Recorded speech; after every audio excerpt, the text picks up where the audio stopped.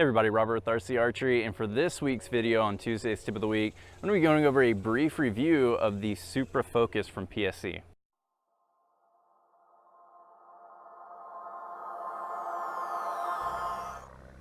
Alright, so I'm a little late to the party here. There's been several reviews done over this PSE Focus, and overall, I mean, they've been very positive from what I've read, what I've viewed, and what I've looked into.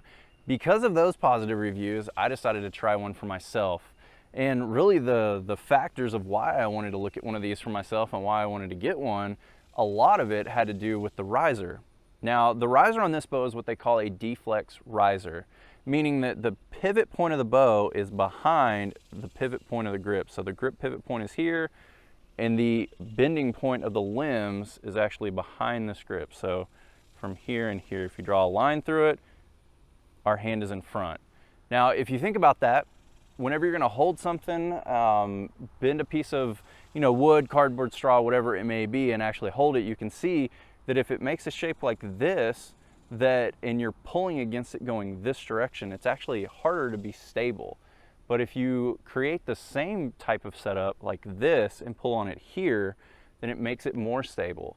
And the reason it does that is because it's not flopping around left and right, which in an archery standpoint means less torque. Now, the other thing with this bow that you'll also see is that it is not a shoot-through riser design. So like the Perform-X 3D and the Perform-X that PSE has, and a lot of the bows that I've shot for several years have had the full cage. This bow does not. A lot of people worry about stability and rigidity as far as the riser itself goes and how much it flexes.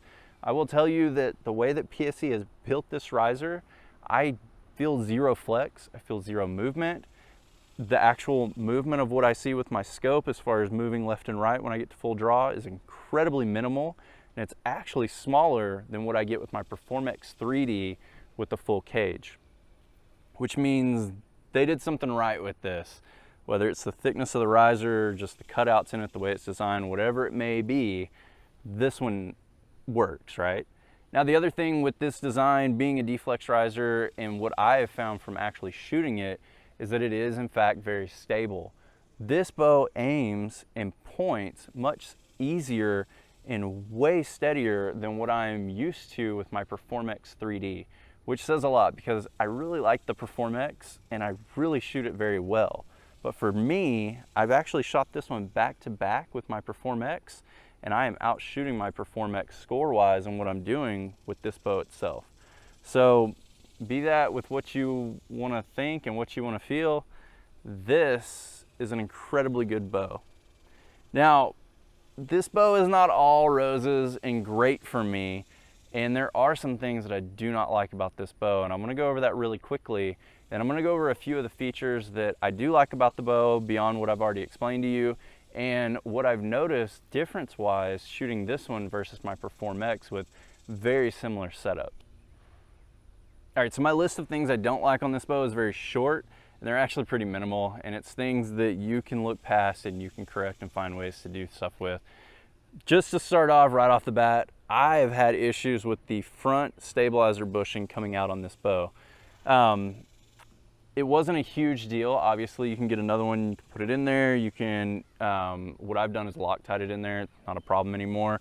But the reason that this happened originally and what I found out is that the cable rod itself right here was, or the string stop rather, was pushed so far in the riser that the bolt that was coming through for my quick disconnect actually made contact with the string stop, the carbon fiber portion of it.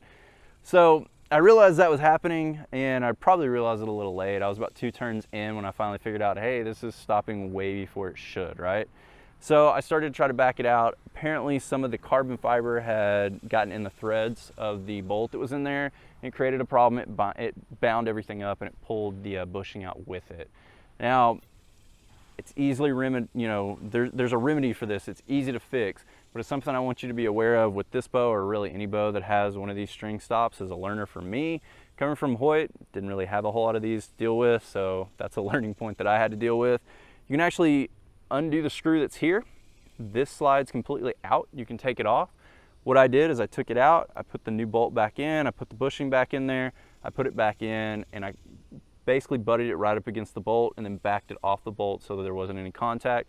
And then I adjusted where this needed to be from there. So not a big deal, not a problem. Fixed it, everything works fine. The other thing that I'd like to see different on this bow is a bushing for the rear stabilizer mount.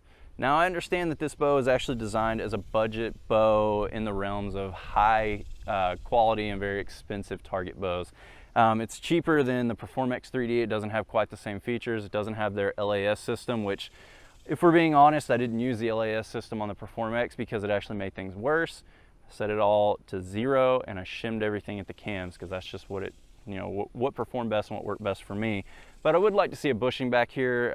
I think you get a better bite on what we're doing with our stabilizer, with our rear bar and our mounts.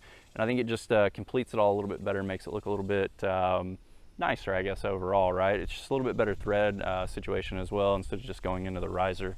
Now, beyond that, I really don't have any gripes. That's the only things that I didn't like. And if you have problems with the rear bar, wanting to slide around or do something funky on the mount, you can put a lock washer back here.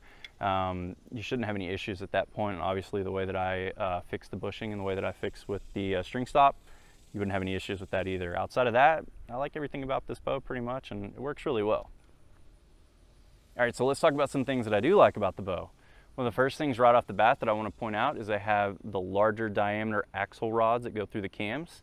There was some issues with the first version of the Perform-X as it came out. They had a very skinny, a smaller diameter rod that would go through here for the axle, and the limbs were being able to twist and bend and bind and cause some issues. My understanding is they've since fixed that with the Perform-X's. I still have an original one with the smaller diameter axle. Have not had any big issues with it. I had a little bit of problems when I went to shim the cams, just with the way the limbs were tilting and some things going on like that. But the axles themselves haven't bent. They haven't caused me any issues with shooting, and I don't really see or feel anything at full draw. So as far as that concerned, I haven't had any problems. But I do know that some people have, and PSE has addressed this, and honestly, a bigger axle running through here is just better in my opinion anyways. It's not going to bend near as easily. It's going to allow us to have smoother operation. It's going to have a better holding spot for these cams on the bow, which I think is a huge plus with what they did, and I really like the way that they handled that.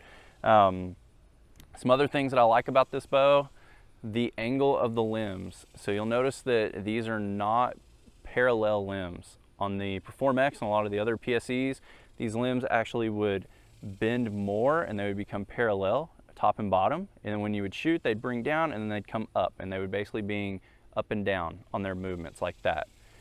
These mimic a lot more closer to what the Hoyts were that I've shot in the past, and I personally prefer the limbs to have a forward angle to them.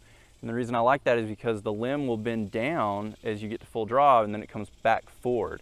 And that forward motion gives it a motion towards a target and a direction for the energy, and I'm a huge proponent in a direction for your energy because I feel like that gives a greater consistency. It also helps you keep from wanting to torque the bow as much because instead of the limbs compressing vertically, they're compressing back towards you. It seats the grip into your hand, and you can really feel that you don't want to torque the bow left and right as much because you have a little bit more pressure being put back into your hand, and it gives a more stable feel overall. Limb pockets are the same. Now, the limb pocket angle is very similar to the Perform-X 3D, so I won't go into that too big, but they are a forward-facing limb pocket, which again helps with that forward transfer of energy.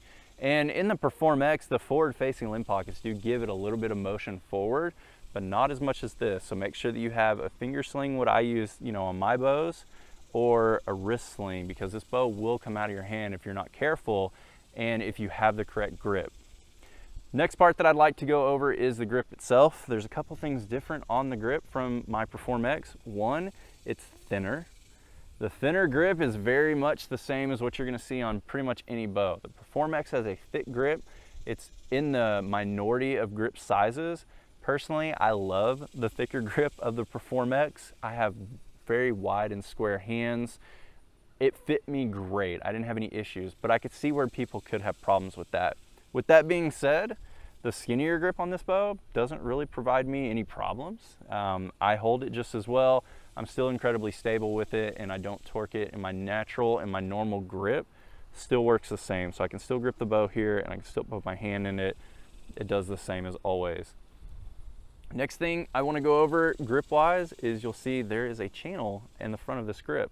And I love the channel in the front of this grip. I don't know if they initially designed from PSE for this to be where your fingers go on the front of the riser, or if it was just something to make it look nice. But when I set my hand in this bow and I put my fingers, you know, the way that I do to grip a bow, my index finger fits absolutely 100% perfect in that channel. And it actually is helping me with my consistency of my grip placement on the bow left and right. I'm able to find that spot on there and hold it. It keeps my hand in a more consistent placement, so I'm not wanting to rock my hand or twist it or do anything crazy with it. And personally, I really love that notch and that slot that's on the front of that grip. Cams are exactly the same as what you've seen on the Perform X series and what they're using right now. It is their mini Evolve cam system. Now, this is an incredibly smooth cam, and on this Supra, for whatever reason, on the Supra Focus, the cam is smoother than my Perform X 3D.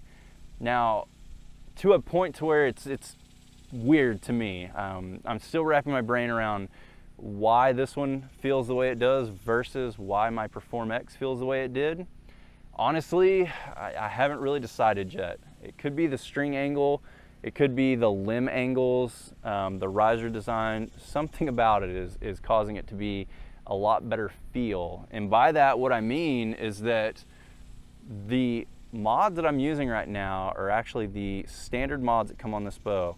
And they run from 75, 70, and 65%. Right now they're actually sitting all the way seated in, allows the cams to rotate as far as they can with this particular mod. And this is giving me 75% let off. I'm actually getting 76% let off with where I adjusted them for my draw length and what I was looking for with cam timing and everything.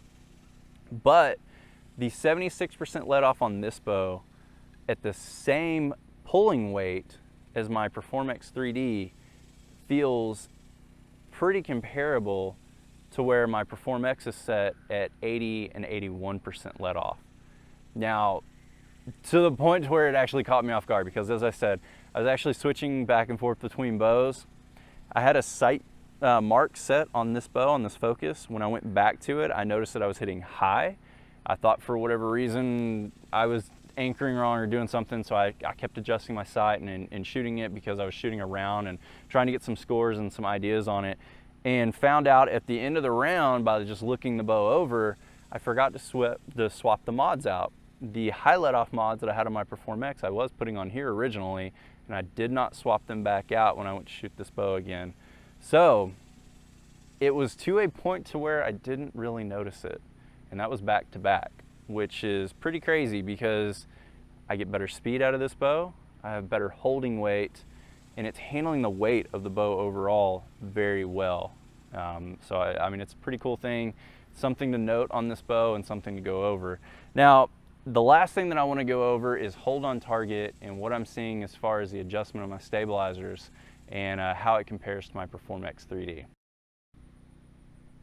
Now, when it comes to setting stabilizers up on a bow, I look at the natural balance of the bow bare. So without my sight on it, without my rest, without my stabilizer bars, nothing on there at all. And if I were to take everything off of this bow and make it a bare bow again, the natural balance of this riser is incredibly different than the natural balance of my Perform X 3D. This bow will flip completely over backwards 180 degrees, no problem, which is the exact opposite of my Perform X that would flip 180 degrees forward, no problem. Now, my understanding is the Perform X 3D's forward weighted balance is different than the standard Perform X. And the standard Perform X handles a lot more like the majority of bows nowadays that tilt back about this far or so, something like that. I have not held a standard Perform X. This is just going by what people that have owned one and shot one have told me.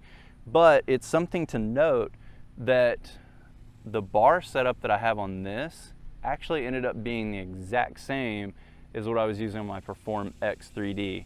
But it feels 100% different. And actually, when I shot them back to back, I preferred the way this bow felt over the current setup that I was running on that Perform X, which made it very, very front heavy on my Performx 3D, which caused me to really pull into the back wall and really be firm in my shot and hold my arm up and be really, really engaged in the shot. It was working very well. I was scoring very well with that, but I prefer the balance of this bow better. And what I'm running right now is actually a 30-inch front rod. It's a 10-degree disconnect that holds it at a 10-degree down angle. And I have 8 ounces on the front of this bar. This is the Conquest stack weights that they have. This weight section here is actually 8 total ounces.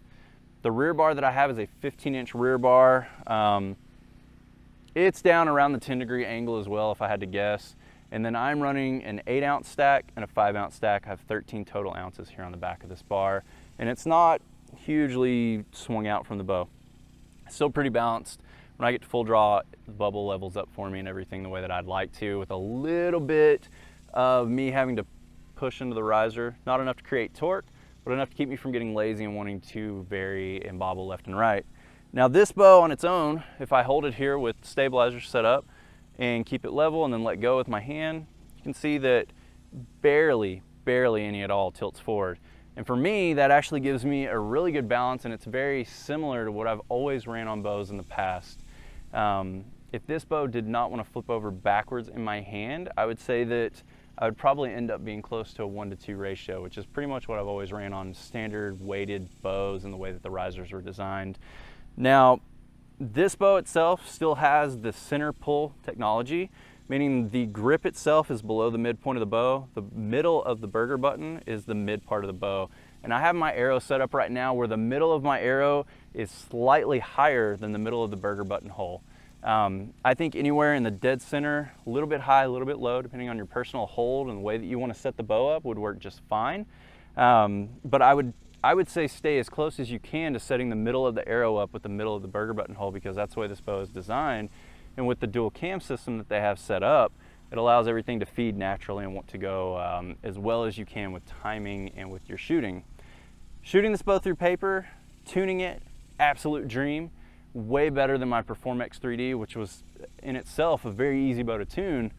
But this bow would shoot a bullet hole immediately. I did not have to adjust anything with the rest. I did not have to adjust anything with the height of my loop or do anything crazy with the pulling point. I could focus on making the pulling point on this bow and the stabilizer set up to allow me to hold steadiest on target and directionally what I wanted, and just work on shooting it. I mean, it's been a dream. Left and right was fine. I didn't have to shim or do anything, which for me is different. But I put the arrow rest set up in the middle of the riser, in the middle of the limb bolts and everything. It's been great. Tuning was really simple. Torque tuning was incredibly easy. You don't have a lot of torque no matter where you put anything. So if you weren't to torque tune, you really wouldn't see any huge disadvantages. This bow is extremely good with dealing with torque because of the riser design, because of the limb design, in my opinion. Draw length and loop length variances on this bow. I can vary more on my draw length and my loop length than any bow I've ever owned and still hold amazingly well on target and execute an amazing shot. Now, this isn't a huge variance. I'm within 1/8 of an inch on draw length. I can vary that far and not notice hardly anything at all. And with my loop, I'm actually about a 16th variance short and a 16th variance long, so 1/8 inch total on loop, which for me is huge, and I still shoot really great either way. So in the past, that hasn't been the same. A lot of bows, I have to be spot on to the point to where some bows in the past, I've adjusted the limbs in or out in small increments to get a perfect draw length the way that I wanted it to be in order to shoot the best that I could.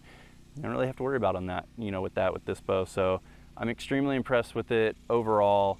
I think it's a great bow, and if you're looking for something to go to, I wouldn't hesitate at all to recommend you to get this bow, even over the Performx 3D, because I'm pretty sure this one's gonna out my Performx 3D as much as I like it.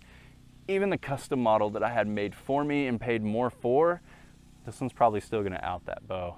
Still testing it, still gonna get some more thoughts on here, and you may get a follow-up video on this in the future and get my feelings on it, but blown away and incredibly impressed with the way that this bow is set up so far. Appreciate y'all watching this video, and following along with the channel. I know in a past video I said that I was going to have a series set up on buying bows and what to look for whenever you're getting a new bow if you've never shot archery before, or maybe a target bow because you can't get access to them, hunting bows, different things like that. I'm still going to have that series come out. I haven't had time to be able to shoot hardly any in the past 3 weeks, and honestly I actually filmed this video today on top of a video that I was filming for my real estate business. So I'm still working today, and I took a little bit of time out to run out and do these really quick and give this to you because my Instagram channel has had a lot of requests for the video to be posted on this, and I don't want to keep you waiting. But again, I appreciate you watching.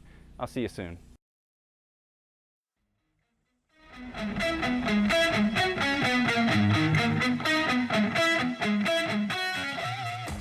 It would be a lot different than my Perform X. On this bow with no stabilizers.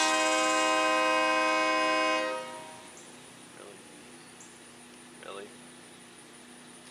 That would have worked really well if I'd have said a cuss word. That'd have been pretty good timing, right? However, I'm gonna start over because that was not gonna work. I love these trucks.